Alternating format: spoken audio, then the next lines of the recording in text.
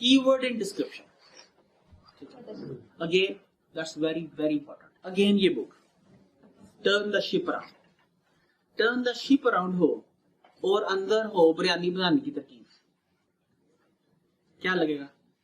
तो आपको लगेगा कि टाइटल बदला हुआ है, ठीक है, ऐसे ही होता है।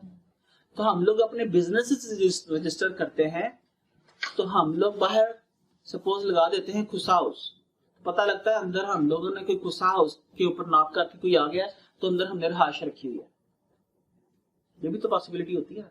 तो जब भी आप लोगों ने किसी पेज को प्रॉपरली ऑप्टिमाइज करना है, ये देखना है कि आपने किन कीवर्ड्स को ऑप्टिमाइज करना है।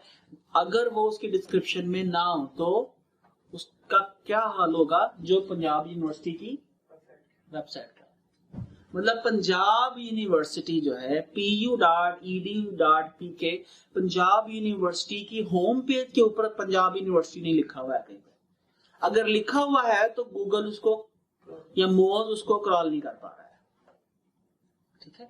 तो आपने डिस्क्रिप्शन के अंदर उन कीवर्ड्स को जरूर दाखिल करना है। ये क्लियर सिग्नल है गूगल को कि भाई जिस कीवर्ड से कोई बंदा हमारी वेबसाइट पर आया है, इस लैंडिंग पेज के ऊपर आया है, इसके अंदर भी वही डिस्कशन चल रही है।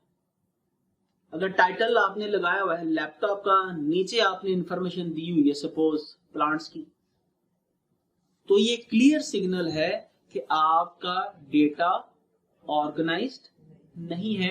तो जब आपका डेटा ऑर्गेनाइज्ड नहीं है तो गूगल को रैंक करना चाहिए उसको? No, thank you.